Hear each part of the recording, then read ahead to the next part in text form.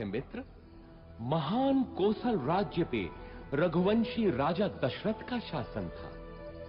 महातेजस्वी राजा दशरथ अपनी 3 रानियों के साथ राजधानी अयोध्या में रहते थे। हर सुख था उनके जीवन में, संतान सुख के अतिरिक्त। विधाता ने उन्हें संतान सुख से वंचित कर रखा था। इसके लिए उनके राजगुरु आचार्य वशिष्ठ ने पुत्रेष्टि यज्ञ की सलाह दी। पुत्रेष्टि यज्ञ के बाद राजा दशरथ को 4 बेटों का सुख मिला। कौशल्या के राम, कैकेयी के भरत और सुमित्रा के लक्ष्मण तथा शत्रुघ्न हुए। समय बीतने के साथ श्री राम का शौर्य और वीरता चारों ओर प्रसिद्ध हो गई। इतनी प्रसिद्ध कि महर्षि विश्वामित्र ने भी अपने यज्ञ को राक्षसी ताड़का के हाथों से बचाने के लिए राजा दशरथ से श्री राम को ही मांगा।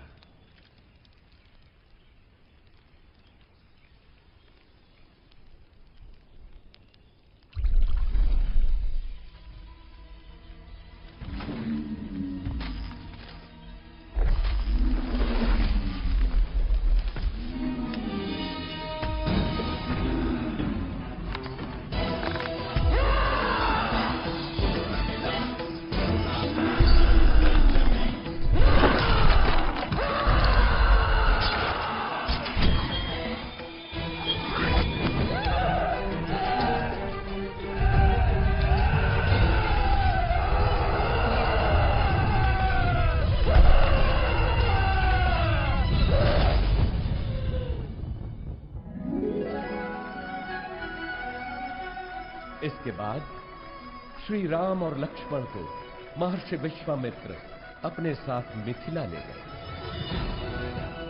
जहां राजा जनक ने अपनी पुत्री सीता के स्वयंवर का आयोजन किया था। स्वयंवर का लक्ष्य था महादेव शिव के विराट धनुष सुनाभ की प्रत्यंचा चढ़ाना।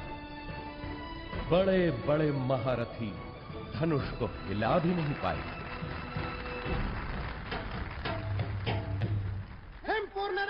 महाबली रोहित कुमार सुनाभ की प्रत्यंचा चढ़ाने के लिए उठे हैं।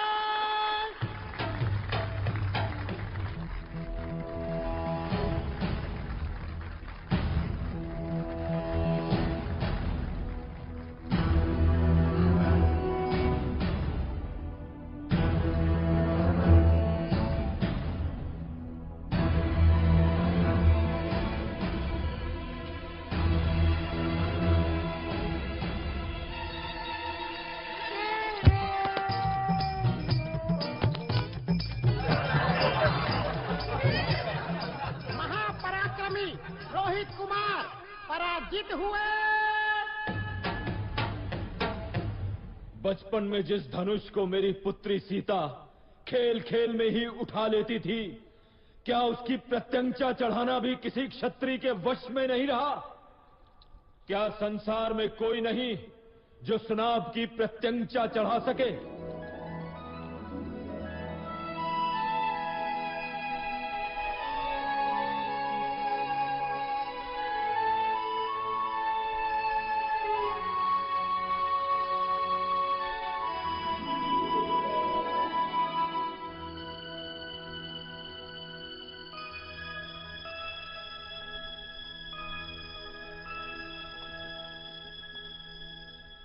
मैं मिथिला नरेश जनक अत्यंत दुख के साथ अपनी पुत्री सीता के स्वयंवर की समाप्ति की घोषणा करता हूं, क्योंकि धरती पर ऐसा कोई पुरुष नहीं जो सीता के योग्य हो। धरती वीर पुरुषों से रिक्त नहीं। जब तक दशरथ पुत्र है तब तक तो नहीं। ताड़का का वध किया है मेरे भैया राम ने।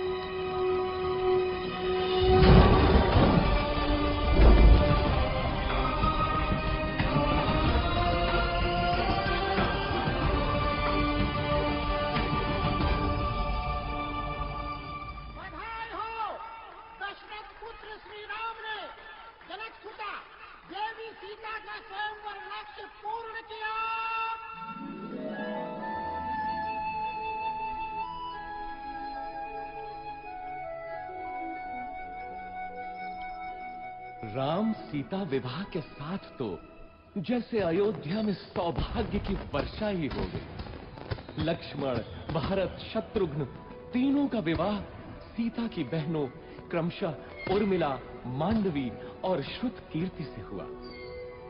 अयोध्या में इतनी प्रसन्नता कभी भी नहीं थी। पूरे नगर में उत्सव था, सब कुछ व्यवस्थित था। प्रजा राम को अयोध्या के होने वाले राजा के रूप में देखने लगी। राजा दशरथ भी वृद्ध हो चले थे। कैकेयी, मैं सोचता हूं राम को उत्तराधिकारी बनाकर राजकाज से मुक्ति पालूं। अति उत्तम विचार है महाराज। यही उपयुक्त समय भी है कि आप अपना उत्तराधिकारी घोषित करें और राम इसके लिए सबसे योग्य है। लेकिन भरत और शत्रुघ्न तो ननिहाल गए हैं। तो क्या हुआ? राम उनका बड़ा भाई है। फिर राम तो सर्वगुण संपन्न है। मैं आज ही घोषणा करता हूँ। सुनो सुनो सुनो, समस्त अयोध्या वासियों को ये शुभ समाचार है कि महाराजा धीराज दशरथ ने युवराज राम के राज्याभिषेक का निर्णय लिया है।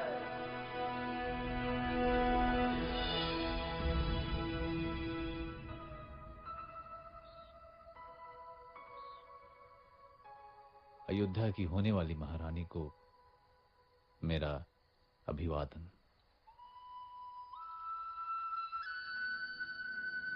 क्या बात है महारानी, मुझसे कोई भूल हुई? राजपुरुषों का क्या भरोसा, कल कोई और मुझसे सुंदर मिल गई तो वो महारानी बन जाएगी। ऐसा विचार क्यों आया सीते? मैं स्त्रियों का यह दुख समझता हूं सीते। मैंने स्वयं अपनी मां को इस चक्र में फंसे हुए देखा है। सौत का डंक हर नारी के लिए विष ही होता है। तुम नहीं जानती सीता, मैंने बहुत पहले ही ये व्रत ले लिया था कि मेरी एक ही पत्नी होगी। संसार की कोई भी नारी मेरा ये व्रत भंग नहीं कर सकती। मेरे जीवन में एक ही स्त्री है और वो हो तुम। स्वामी, मैं भी प्रण करती हूँ कि सुख हो या दुख सदैव आपके साथ ही रहूंगी। अब तो अभिवादन स्वीकार करो महारानी। परंतु जीवन इतना ही सरल होता तो वो जीवन चक्र न कहलाता। सौभाग्य बीत चुका था और दुर्भाग्य ने अयोध्या के राजभवनों में करवट लेनी आरंभ कर दी। ये आया सप्तम और ये जीता मैंने लक्ष्य। तुम पुनः हार गई। हंस लीजिए रानी, जी भर के हंस लीजिए। पता नहीं आगे भविष्य क्या हो। क्या बोली तू? प्राणों का अभय हो तो बोलूं रानी। कल मेरे राम का राज्य अभिषेक है। इस अवसर पे तो सबको अभय है। बोल, निर्भय होकर बोल। ये राज्य अभिषेक ही तो आपका दुर्भाग्य लाएगा। क्या बकवास करती है?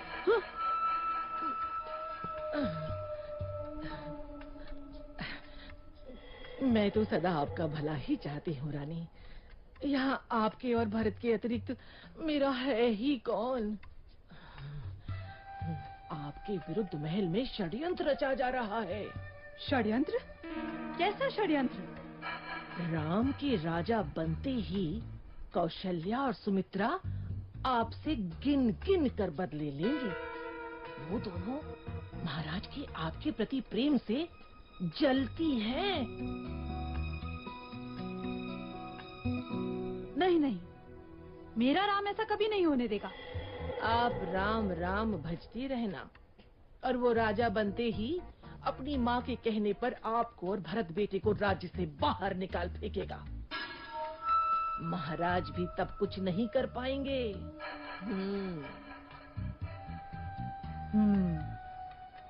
आपको शंबरासुर युद्ध का स्मरण है ना? महाराज का जीवन बचाया था आपने, और उन्होंने आपसे 2 वरदान मांगने के लिए कहा था,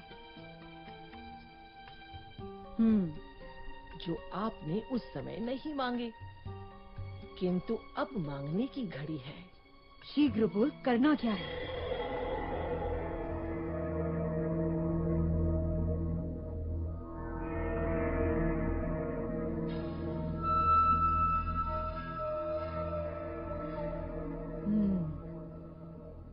ऐसा ही होगा। मेरे विरुद्ध षड्यंत्र? वैसे 14 वर्ष ही क्यों? मृत्यु क्यों नहीं? नहीं नहीं रानी, राम लोकप्रिय है, प्रजा विद्रोह कर सकती है। 14 वर्ष में उसका यौवन बीत चुका होगा, सब उसे भूल भी चुके होंगे, और फिर जंगलों में तो राक्षस भी हैं। क्या पता राम का अंत उन्हीं के हाथों हो जाए।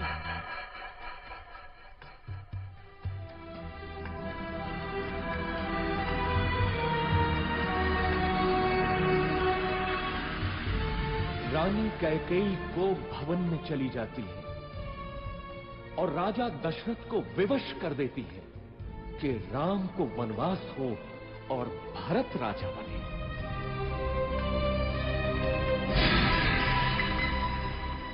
पिता के वचनों की रक्षा करनी है मां, मुझे अनुमति दे। मैं देखता हूं कौन आपके अधिकार छीनता है। मैं भरत का वध कर दूंगा। पिता सम्मुख आए तो उनका भी मैं। शांत रहो लक्ष्मण। अधर्म और पाप से युक्त राज्य का मैं लोभी नहीं।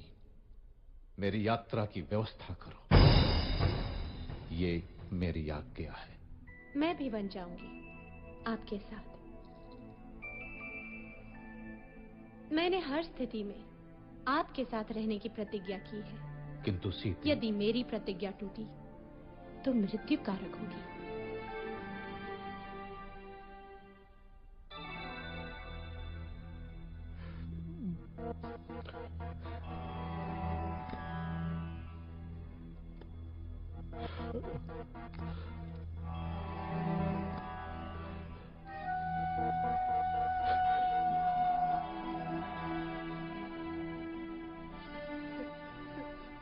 मेरे पुत्र, दुर्भाग्य है मेरा, दुर्भाग्य है। मुझे क्षमा कर दो पुत्र, मुझे क्षमा कर दो। ऐसा मत कहिए पिताजी। 14 वर्ष तो पलक झपकते ही बीत जाएंगे। आप मुझे वन प्रस्थान की अनुमति दें।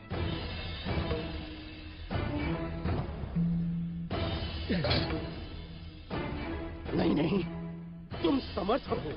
राम, तुम तलवार के बल पे कौशल पे शासन करो पुत्र। इक्ष्वाकु वंश के इतिहास में ऐसा कभी नहीं हुआ पिताजी। राम के जीवन में तो यह संभव नहीं। चुप